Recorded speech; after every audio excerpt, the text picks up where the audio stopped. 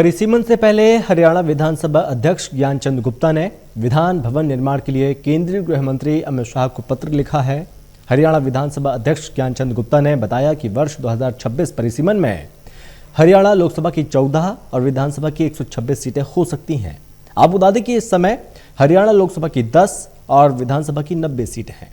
विधानसभा अध्यक्ष ने केंद्रीय गृह मंत्री अमित शाह को पत्र लिखकर क्या मांग की है और चंडीगढ़ प्रशासन के अधिकारियों के साथ होने वाली बैठक में किन मुद्दों पर चर्चा होगी, इस बारे में खास बातचीत की हमारे संवाददाता अनिल कुमार ने हरियाणा विधानसभा अध्यक्ष ज्ञानचंद गुप्ता से।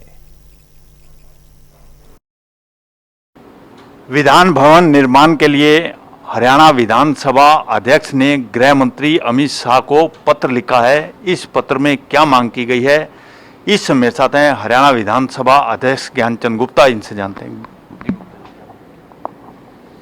देखिए गाबा जी, विधानसभा की आज की परिस्थिति को देखते हुए और आने वाले वर्ष 2026 में जब परिसीमन होगा, उस चीज़ को मद्देनज़र रखते हुए मैंने आदरणीय अमित शाह जी से, जो हमारे गृह मंत्री हैं और जो चंडीगढ़ के प्रशासन जो है उनके नीचे काम करता है, आदरणीय श्री ओम बिरला जी जो हमारे लोकसभा के अध्यक्ष हैं, आदरणीय श्री अपने मनोहर लाल जी जो मुख्यमंत्री हैं, और चौधरी भूपेंद्र सिंह हुड्डा जी जो नेता विपक्ष हैं, इन सबको एक पत्र लिखा है जिसमें मैंने सुझाव दिया है या उनकी भी इस बारे में सहमति मांगी है कि 2026 को देखते हुए, हरियाणा विधानसभा की आज की परिस्थिति को देखते हुए नया विधानसभा भवन जो है वो चंडीगढ़ में बनाना उचित रहेगा। क्योंकि जिस प्रकार से आज हम स्थान की कमी को झेल रहे हैं, ना हमारा जो स्टाफ है, एक एक कैबिन में 4-4 ब्रांचेस बैठी हैं और उनका काम करना भी दूभर हो रहा है। उसके अलावा आज विधानसभा सत्र के दौरान जो मंत्री हैं, अलग अलग महकमों के मंत्री हैं, उनके बैठने के लिए कोई एक कमरा भी नहीं है। यहाँ तक कि जो हमारे पार्लियामेंट्री अफेयर मिनिस्टर हैं, उनके लिए भी कमरा नहीं है आज की स्थिति में। इसके अलावा जो हमारी विधानसभा की समितियां हैं, उनकी बैठकों करने के लिए भी उपयुक्त स्थान नहीं है। विधानसभा की समितियों के जो चेयरमैन हैं या उनका स्टाफ है, उनके बैठने की कोई व्यवस्था आज विधानसभा के अंदर नहीं है। पहले तो विधानसभा के अंदर जो हमें 40% हिस्सा मिला था, उसके अंदर हमें पंजाब ने लगभग केवल 27% दिया, 13% वहाँ से कम मिला। और मुझे लगता है कि हमें आगे की सोचते हुए, दूरदर्शिता अपनाते हुए, 2026 के परिसीमन को ध्यान में रखते हुए एक नया विधान भवन चंडीगढ़ में बनाना जो है उचित रहेगा। आज की परिस्थिति आप देखिए कि प्रेस जो है, मीडिया, जब ये विधानसभा का भवन बना था उस समय मीडिया की स्थिति कुछ और थी। केवल 10-12 समाचार पत्र छपते थे। आज प्रिंट मीडिया भी है, बहुत सारे अखबार, सैकड़ों की संख्या में अखबार छप रहे हैं। उसके अलावा इलेक्ट्रॉनिक मीडिया और सोशल मीडिया, आज मीडिया का बहुत विस्तार हुआ है। उस दृष्टि से मीडिया के लोगों के लिए बैठने की भी व्यवस्था पूरी नहीं है।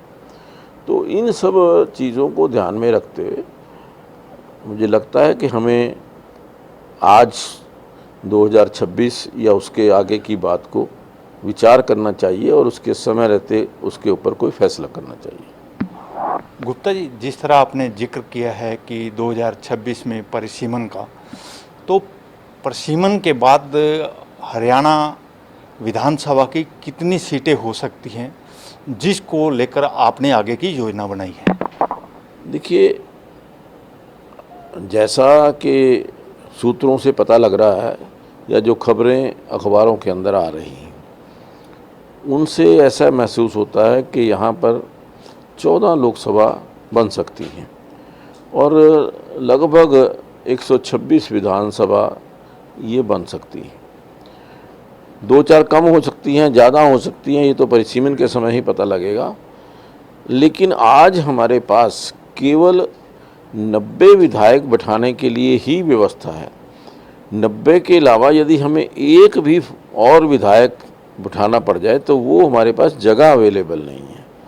तो उस दृष्टि से हमें चाहे वो परिसीमन में 10 बढ़ती हैं, 20 बढ़ती हैं, लेकिन हमें उस चीज़ का ख्याल हमें अवश्य रखना होगा।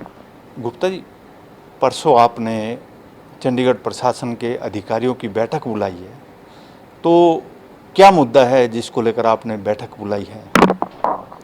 नहीं, देखिए, चंडीगढ़ प्रशासन के अधिकारियों की बैठक तो हमने जो हेरिटेज को लेकर के अपनी विधानसभा के अंदर कार्य चल रहा है, पिछले 3 साल से हेरिटेज के नाम पर यहाँ कोई ना कोई काम छेड़ दिया जाता है और अभी तक ख़त्म नहीं हुआ। जिस समय काम शुरू हुआ था उस समय ये कहा गया था कि 6 महीने के अंदर काम ख़त्म हो जाएगा, लेकिन 3 साल बीत जाने के बाद भी वही की वही पोजीशन है। मुझे नहीं लगता कि अगले 1 साल 2 साल के अंदर भी ये पूरा होगा, जिस स्पीड के साथ ये कार्य कर रहे हैं। तो ये सारी चीज़ों को ध्यान में रखते हुए और जो हमारा नेवा का ऑफिस खुलने जा रहा है, नेवा का कार्यालय हमारा, क्योंकि विधानसभा के अंदर जगह नहीं है, हमें कार्यालय जो है वो हरियाणा के जो एमएलए फ्लैट्स हैं, किसी एक फ्लैट के अंदर खोलना पड़ेगा। उसके ऊपर भी यहाँ से विधानसभा से लेकर के उसको लिंक करने के लिए वो चाहे हमें रोड की डिगिंग की आवश्यकता है या रोड के अंदर जो हमें लिंक देने की आवश्यकता है आईटी का, उस दृष्टि को देख करके परसों उन्होंने बैठक रखी है ताकि हम नेवा का जो काम, जो पेपरलेस विधानसभा हम बनाने जा रहे हैं, उसके ऊपर जल्दी से कार्य शुरू कर सकें। ये थे मेरे साथ हरियाणा विधानसभा अध्यक्ष ज्ञानचंद गुप्ता। इन्होंने बताया परिसीमन को मद्देनज़र रखते हुए विधान भवन निर्माण के लिए गृह मंत्री अमित शाह को उन्होंने पत्र लिखा है। Anil Kumar, total news, Chandigarh.